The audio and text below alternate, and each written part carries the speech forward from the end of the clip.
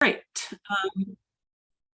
Ooh, we're recording now. Good. The next item on the agenda is Emily's update on the Landscape 2.0 project. So Emily. Thank you, Chief Justice. So as you will probably remember, Dr. Kubiak and Dr. Larson from the Center for Behavioral Health and Justice from Wayne State University are currently working on recreating that data pool that Pew did for the original jail task force. They are currently still working on executing all of their data sharing agreements so that they can begin pulling data and looking at jail data as well as court data and other sets of data from around the state.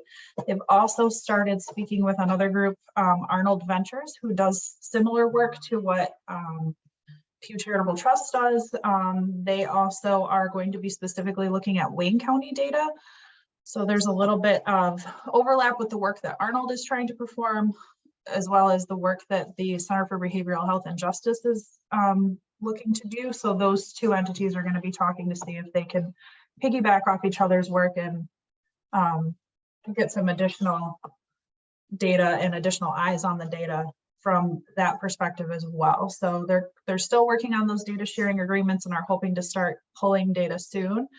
That being said, again, this council is set to dissolve in March of next year, if not sooner. So what we've done is we've taken a look at the executive order that established this council and what the council was charged with. And we've kind of gone through and outlined everything that we've been able to complete as to today. And then what the idea was to kind of take that information and use that to compile or begin to compile our final report and start to identify any recommendations the council might like to make. So that takes us to our next point on the agenda, is the discussion around the final report. Thanks, Emily. So you have this, I think, very helpful document that kind of breaks up the executive order and the charge and identifies our activities to date with respect to each part of the charge. And if folks have thoughts or comments about things that we should be including and haven't, things we can be looking to include, things we should be working on and might be able to achieve that support any of the different parts of the order, we are all ears. I was wondering, since we don't really have a great data, or we didn't really have a great way of tracking the data when we implemented these changes, we really didn't have a before measure. Right. I was wondering if, and I know this, maybe this says just, I don't know if this is even feasible, but I guess I just feel like a really true way of determining whether or not things are changing in the courts is to do some like random audits, like looking at, cases before the laws were implemented and then similar types of cases after. Are you seeing, is something changing in the way that judges sentencing in terms of the length of probation, what's being ordered? And I said this before, I hate to keep repeating myself, but I'm just not seeing the changes being implemented at all. But I'm not privy to what goes on obviously in other courts, but I know my own court. So I just didn't know if that was feasible. Emily, you might know better than I do what some information is feasible, right? We know something about, how people were sentenced before the legislation, and we know something about that now. So it's not a bad idea. I mean, and Judge Fuca, I think you're probably right. It might be different from court to court, right? And that would probably be worth knowing. That feels like information that, if it's information that's findable, it's information that we probably should make transparent. Emily, do you think we can do something like that? So I don't know if you remember, but Deanne from CEO's research, she had pulled some sentencing data and presented it to this group. It was a while back though. And there were some questions around that sentencing data. So they are working with the Center for Behavioral Health and Justice to clean up some of that data and see if we can identify trends in the sentencing data since the reforms were implemented. So that is something that SCAO is currently working on as far as court data goes. So that was the other question for this group was, is there additional data that is available that can be provided? I know MDOC had given us preliminary probation data. So if we can get updated data from the various sources that this group was able to provide. Is Melissa on? Yeah, Melissa, I don't know if you guys have updated data on the clean slate numbers, or that's the kind of information that we're looking to pull right now because the data is so limited as far as availability goes, and we just don't have the resources to recreate that original study, which is why we're kind of relying on what Dr. Kubiak is doing. But Judge Fuka, to kind of answer your question directly, SCAO has been pulling and is currently looking at sentencing data and the changes from like 2019 up until now to see if there's any trends in the way that sentencing data as far as the length of probation sentences, those that are terminating early from probation. And we're working with the JDW as well as JIS to try and figure out how we can clean that data up a little bit and get a better picture as to what's going on. Yeah, that was my, sorry, Justice McCormick, but that was my concern, just because if we're only looking at jail data, then we're not capturing all of that, the reforms that we were supposed to put in place for people who are put on probation. You know, the automatic, eligibility for early release from probation, like even something as simple as like the judges articulating, why am I putting you on probation? Because like I said, I'm seeing with my own eyes, people who are on probation for no reason at all, except to collect money from the people who, and then if they're on probation, we can charge more money because now we're overseeing probation, but there's no articulable reason to put someone on probation, but we're doing it, or people are doing it because it's a means of collecting money. So that's from my standpoint, it's frustrating to see it. I know it's happening. So I just don't know, short of you guys coming in and really looking at stuff hands-on, how you find that and fix it. And I don't know if it's still more education for the judges or the defense attorneys. I'm not really sure how you fix it, but I just want to make sure that I think it's still a problem. Yeah, I think that's pretty valuable information. I'm not sure how we turn it into, we could have a section of our final report that says Judge Fuka sees that it's not working in her county, but your colleagues might not like that. So no. I think it would be better not to do it that way. It'd be better to actually, show it with data. But it's, I think hearing you say it tells us we really do have to look at it. I think if you're seeing it, it's probably there. And so it would be nice if we could show it. I don't know what it ends up meaning in terms of a recommendation, but assuming we could show that what you've seen is happening with data instead of saying Judge Fuka told us, the recommendation, right? What's the recommendation that flows from that? Is it, we need more training? That doesn't necessarily mean there's a problem with the legislation. It might mean there's a problem with the judges. That's it. That's what I'm saying without, of course I'm saying that without saying that. And you're absolutely right. I'm not trying to throw people under the bus, but I do get frustrated when I'm like, well, we put all that, we enacted all of that and nobody cared. Nobody has changed, or at least if I'm seeing it, my guess is it's happening elsewhere. So yes. I don't know if you can even look at, for example, the types of crime, like are people getting put on probation for, and I know it happens in Barb's County. So, are people getting up, for example, are people being put on probation for driving on a suspended license? Because in my opinion, like why would that person need to be on probation? Are you ordering programming?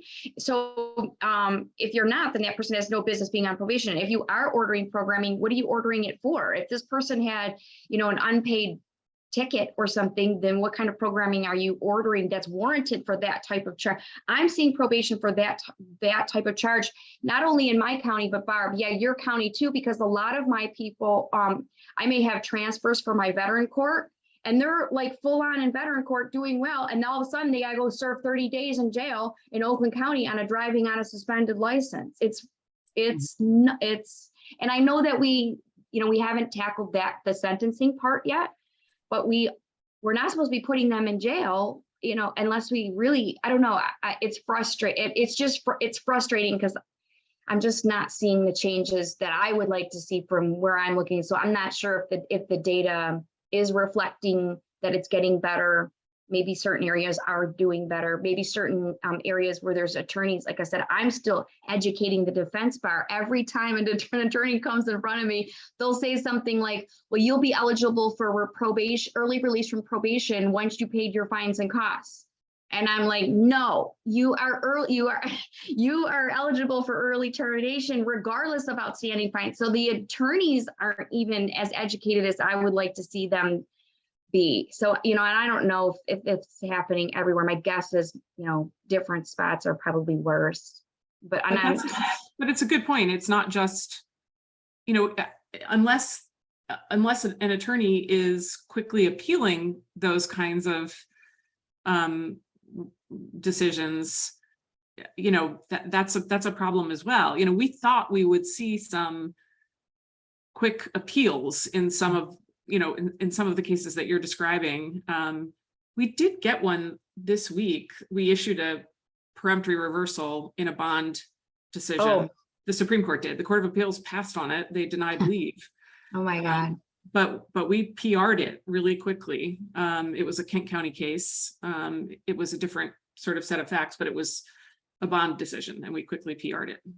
So I do wish, and I don't know if Takura wants to weigh in, but it may well be that we need some attorney training as well as judge training, right? Yeah, and of course, I've only practiced in this point in about 22 counties, so of course I can't speak to what happens, Yes. in every county, and even in the counties I've been to in the same courthouse, two judges who are under the same roof, just whose court rooms are separated by a wall may do things different. Mm-hmm. But I find that there are certain counties which defense attorneys will agree that are, I'm in polite company, so I'll say more conservative than others. And there's some where people will even charge more. Like, if I got to go practice there, you're going to pay more.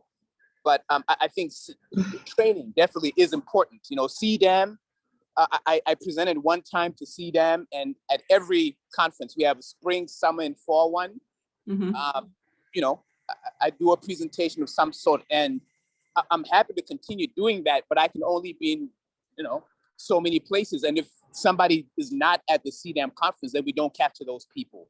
So if there's a way to spread the word, even though it's shocking to me that people aren't tracking some of this information, clearly there are people who just don't know. Mm-hmm. Yeah, So my other concern, Takura, maybe you can confirm this too, I don't know, but my other question would be, in areas where there's a public defender's office, where that's they get paid, a salary to do their job. Right. My question is, are those counties or those areas better at making sure some of these things are enforced? Because what I also see is the attorneys that are coming before us on these for their clients have to see us over and over and over. Like, I've also heard attorneys who don't want to appeal judges on what they perceive to be these smaller types issue, because guess what? And yes, it happens. Yes, it happens. That judge will hold it against this person. It's crazy, but the attorneys are coming in front of these judges over and over and over. And I mean, that's their bread and butter. So if they've got retained clients, and they're like appealing this judge, well, then when they're looking for some favorable, something from this judge, they're not likely to get it if they're appealing that judge on bond issues, on probation issues. I knew one attorney who appealed a judge who told the person they couldn't have their prescribed medication, and she was thinking she could never go before that judge again. It's That's what I see. That's my frustration. I don't know if you work at a public defender's office, if it's better just because you're getting paid regardless. Even if that judge you're not the favorite, you're getting your paycheck, you're doing what you can for your clients, Right. you know, and you know, I don't know. I'm not sure. So I'll say this, my first few years, I was assigned to a particular courtroom, and so out in Mason, 55th District Court, we were the pilot project for the first appearance, you know, we're starting at arraignment, because there was a time when we wouldn't see somebody until the first pretrial, and many of these cases could have either been, you know, gone through diversion, and they frankly just did not need to see us. What I can tell you about folks who appear routinely before the same judge is, you know, that judge, and some of what you said is true, that, oh boy, is this really the hill I want to die on, knowing I'm going to appear in front of this judge 30 more times this week. Right. So I can speak for myself, because there's no one judge that I have to appear in front of every single time. And because our firm does, we practice at the trial and appellate level, I can tell you that none of the attorneys in our office, we're not shy about being vigorous advocates on every case, because we try cases and we appeal them. I think the Chief Justice will tell you that she has seen our name for many appeals. So if defense attorneys just remember what their constitutional duty is, then we wouldn't have this issue. But unfortunately, there's some folks who just want to follow the path of least resistance. And I guess their calculus is, you know, while it may make their life easier, also knowing a particular judge and what they're likely or not likely to do. Some of them just say, I know he or she isn't going to do this, so why bother? But I can tell you a lot of things that would otherwise have gone before the Court of Appeals or the Supreme Court, because I pushed back. And I've said to judges, I'm asking you to save yourself a lot of trouble, because this will come back. and I will be the one who argues vigorously. And, you know, I'm not shy, but I guess somebody of my vintage who has only ever done criminal defense work, I'm not shy about fighting back like that. But I've seen other people let stuff go that I wouldn't. Yeah. I wish we had just a whole bunch of Takuras out there. We can make that recommendation. But I want to just, you know, Judge Fuka, you know, I've known you for a while now, and I just want to applaud, you know, what you said, because I can say it all day long, and it's like, okay, that's just, you know, Barb Hankey and spouting her normal stuff. But for a judge to say that and step forward and have the courage to say that, I really appreciate it, because we do continue to see it, and especially on, you know, former cases, old cases coming back for these same types of charges, which we would think judges would sort of excuse based on the environment now, but people being put in jail for cases from 09 and 16 because of past fines. So thank you for bringing that to the forefront, because it does continue to be a huge problem. Yeah, I agree. It's courageous for you to be the one to say it, Judge Fuka. So yeah, well, you're welcome. Well, we can, you know, Emily, if I remember correctly, the data that Deanne and Laura were looking at was from 10, 15 different jurisdictions. So maybe we need to make sure we're looking, you know, at Macomb. So the data that they pulled was actually all courts across the state, but the data was it? Okay. was just the top like 10 for each. Oh, county. that's why I remember that. Okay. Yeah. Yeah. And again, we can go back and kind of dig into that a little bit further, but we're also looking for like recommendations for this group to put forward, right? So part of our recommendation should be what's missing.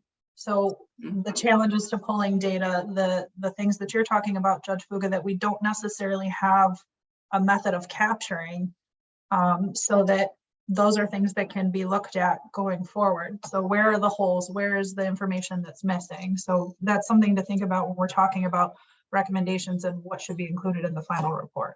Does JIS capture, like if somebody's put on probation, I would think that that goes into JIS, what the crime is that they're on probation for? Like, would it be just can you just ask these courts, I want you to run a report and give me, you know, everyone who's on probation, and then at least you could look at, okay, we've got people on probation for drunk driving, that makes sense, you know, drug crimes, all of that would make sense. But I'm wondering, you know, do you have people on probation for some of these other lower level offenses? And you know, is it at least maybe start there and be like, okay, let's take a look at why are these people on probation? And is that something that's happening everywhere or in certain areas more so than, and I know Oakland County put people in jail for driving on a suspended license, like I said, because they've ripped them right out of my treatment court. You know, right in the middle of everything we're doing for them in treatment, and put them in jail for something like driving on a suspended license is really frustrating for us. Probably because they owed, you know, money. Right. But so I don't know, a recommendation around that could, and I don't know if we could put this as a recommendation, but that based on, you know, the changes to the law and that certain things are no longer probationary, or that, you know, that judges look at the former cases with that same eye, because I think that that's the piece that's missing. You know, the auto expungement is taking care of some of those types of cases, but there are a lot of those cases that are still open, like for driving on a suspended, and make some kind of a recommendation that if courts still have those cases open, or people are arrested on old warrants, that they look at those cases through the current lens and law.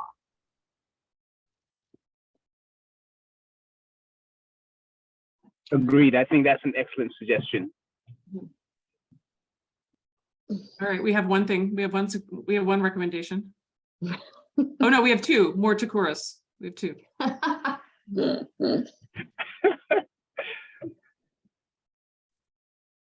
Other thoughts on things we should be putting in a final report? So I don't know if this is something, well, yeah, I guess these are recommendations, right? Doesn't mean they're mandatory.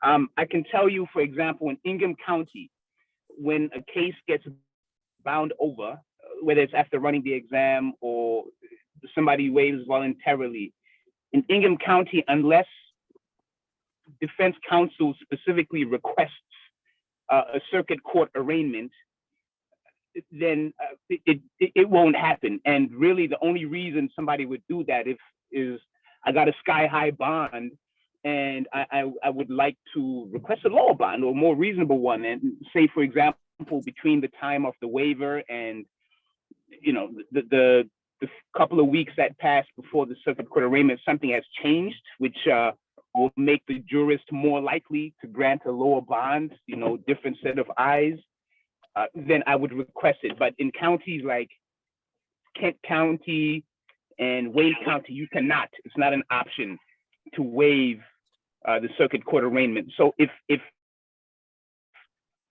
courts could have, you know, their procedures, because there's some judges who will have everything on there. Okay, this is how they do things, you know, so you know what trial looks like in front of that jurist. So just having a place, a repository of procedures for every court, so people can know what to expect. That way you can prepare better, would be helpful. I know it doesn't speak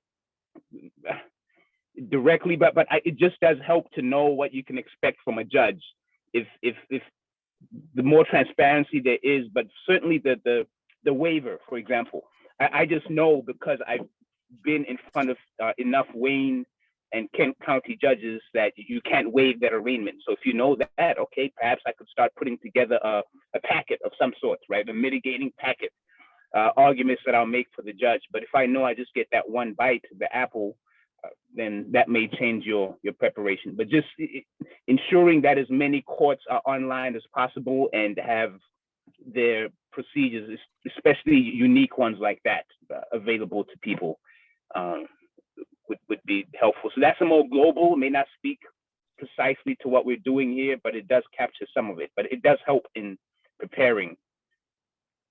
Sort Yeah, of along that same vein that Takur is talking about, and this is a little bit outside of our scope, but since he opened that door, the issue that we have always had here is that 2-week or however long time frame it is between the time the district judge binds the case over and the time that there's the arraignment on the information in circuit court.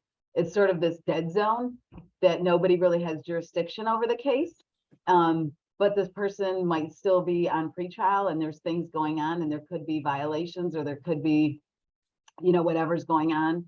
And we've gotten in this sort of like issue where it's like the district judge will say, well, it's not us anymore because we bound the case over, so we no longer have jurisdiction. And then the circuit judge says, well, we haven't done the arraignment, and so we don't have jurisdiction. In the meantime, we might have, you know, on a domestic case or stalking or some, you know, something, a serious violation, and we have nobody to take control of, you know, to bring that case. So it's just sort of a weird spot in the law.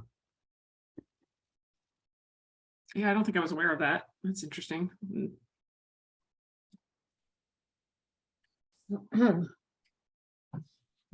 Any other ideas or things we should talk about today for this report? Obviously, if you have good ideas when we hang up or anytime after, we're still interested in them. You should send them our way. I do have one other, and this is a little bit more relevant to what we do, and it circles back to our other conversation.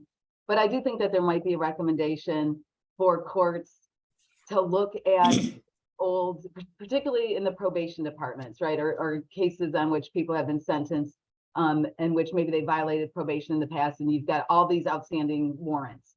Like, start looking at those cases and pulling them, and, you know, if there's some kind of standard, you know, if the person hasn't had any criminal contact in the past 10 years and it was because they owed money, you know, start working with your prosecutor to docket those cases and just dismiss them or something and clean up some of those old warrants. You know, plus if someone hasn't really been in any contact in the criminal system in the past 10 years, I think that they've shown that maybe, particularly on a low-level misdemeanor, that they've sort of done their probationary period and they should be good to go. And we don't want people getting picked up on old warrants for something that is no longer even on the books as, you know, being a violation of the law. So I don't know, that's just my opinion, but to help get some of that backlog and outstanding warrants cleaned up. I completely agree with Barb. I've had a few expungements where I've tried to do for people who had thought that perhaps their, you know, record was eligible for expungement, but they had outstanding warrants that prevented them from being able to do so. Sometimes they're able to go, and there's no uniformity across the board about how to get rid of either an old warrant or an old arrest record. There's no uniformity at all. In Dearborn, it's one way where they say, oh, you don't need to do anything at all. In Detroit, they have to, you know, you have to go down to DPD headquarters and have the record, the arrest record destroyed.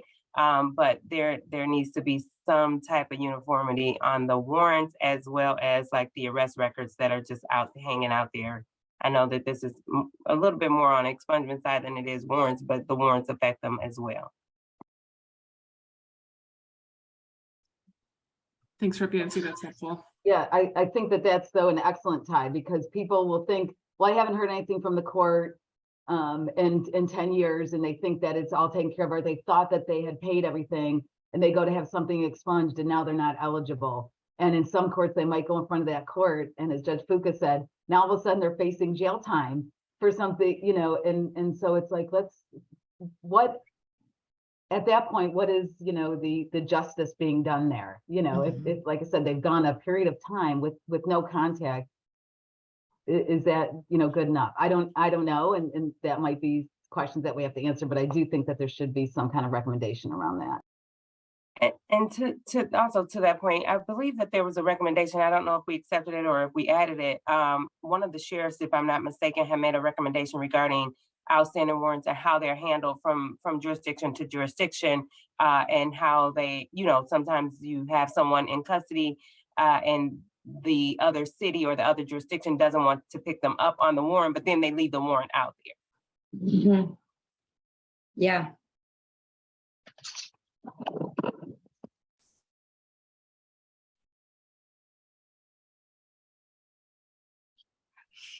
Next, we want to specifically get feedback on, or just remind people that it's. I can also just add one other quick thing to respond to Emily's question from earlier on the driver's license and ID side. We will be able to pull some data. The team pulled some things around May 1st. So a couple of months ago, just looking at the universe of folks that were impacted by the removal of the FCJF, all of the things that we removed. And broadly speaking, about 32,000 folks have driver's licenses as of May 1st that were not eligible in October when we made the changes.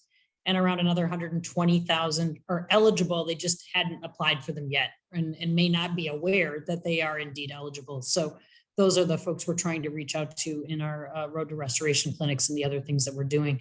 About an equal number, if you sum both of those, about 150,000 folks, and these are broad numbers, were impacted by the changes, but are still not eligible to hold a license because of other things on their record. So we think we're making some progress there. I'm going to have the team pull the data again, either as of September 1, or Emily, if you think it makes sense to wait till October, and then we can just say it's a year later and see sort of what the picture looks like. I can have them do that.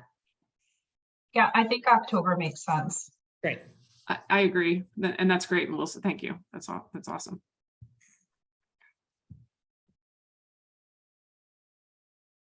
Anything else folks want to talk about for the final recommendations?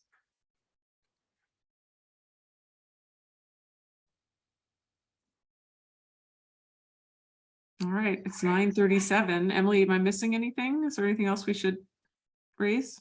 I don't think so, Chief Justice. What I will do is send out the memo that went out with the meeting materials from our June meeting that has that scale sentencing and probation data that we've pulled before, so that, Judge Fuga, that might be something that you want to review, take a look at. That might answer some of your lingering questions.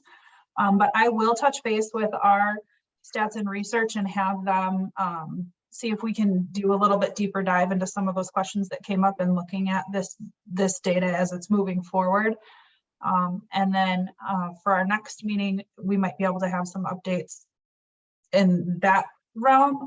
And then Melissa, I know your team's going to be working on your data, but if there's any other questions, recommendations, when you read through that assessment, if there's any additional information that any of the other stakeholders would like to provide as far as what the council has been able to do in regards to implementation and overseeing these reforms, please feel free to just send it over my way so that I can start compiling all that information, and then we can start kind of putting a final report together and working towards making those final recommendations.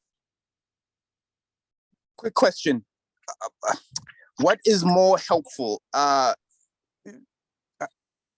Change. So I understand that the biggest room in everyone's house is the room for improvement. So is it more helpful to identify particular jurists or perhaps county-wide practices as we move forward? Because some people are just resistant to change, and they need that purpose, direction, motivation from the Supreme Court, whereas others, a guy in a bow tie can tell them, you may not want to do that. But for some folks, it needs to come from higher up. So do we want to laser point or just broader? Does that question make sense?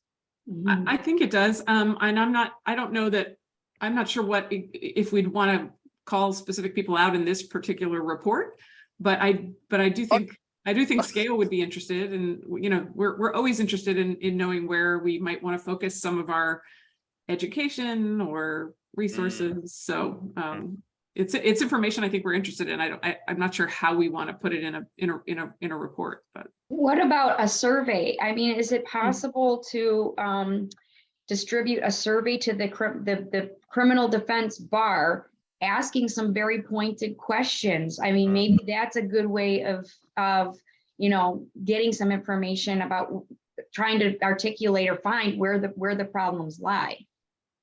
That's a really good suggestion, I think. Brilliant. Yes. But, I think but that's a also- great idea. Yeah, yeah. And of course, nobody on this council will be will have the roles pinned on them. We know that, but I think that's a brilliant idea. But also to your point, Sakura, I think starting larger and narrowing it down, like when you said countywide, like maybe addressing the countywide issues, but again, not necessarily publicly in a report.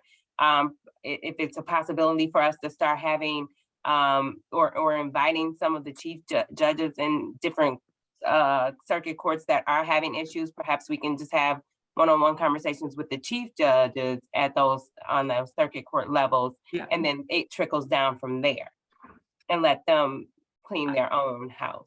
I think that's exactly right, Rep. Yancey. That's the way we should handle that. I mean, that's one of the if you take the job as chief, that's one of the things you're signing up for, right? So yeah, it's a good idea. And then they don't feel like Chief Justice McCormick is overstepping or you know, coming into their you know, stepping on their toes. So perhaps just do that, a gentle nudge. Yeah. I'm not intentionally trying to be a rabble rouser. I hope that's not the impression I'm giving. No, I like the idea of a survey. I mean, Emily and I we can talk to the folks at SCAO and see how we could put that together and get that out to CDAM. That would be great, I think. Yeah, if you're talking about doing a survey though, I would suggest, like, let's kind of identify some specific questions and be real specific about what it is that you're asking, so that when I take it back to our research department, they know what they're pushing out and what specifically we're trying to capture. I think we may want to try to put together a subcommittee for that, because obviously, you know, we have law enforcement on here and they wouldn't probably be able to help us in that regard, but maybe Takura and myself and maybe Bart. I mean, maybe we could probably get together and probably put together something that might be pretty comprehensive, that might help find some of this stuff out, maybe. I think that's a good idea. Oh, sorry, Takura, I was gonna say, maybe DJ might be willing to be part of that as well. If we have he might have some perspective on questions that would make sense to ask. I mean, for example, the case that we PR'd yesterday, prosecutor didn't ask for the bond that the judge. So sometimes a prosecutor's perspective on some of these questions could be useful, I would think. So, but I like the idea of a subcommittee to actually bang out the specific questions.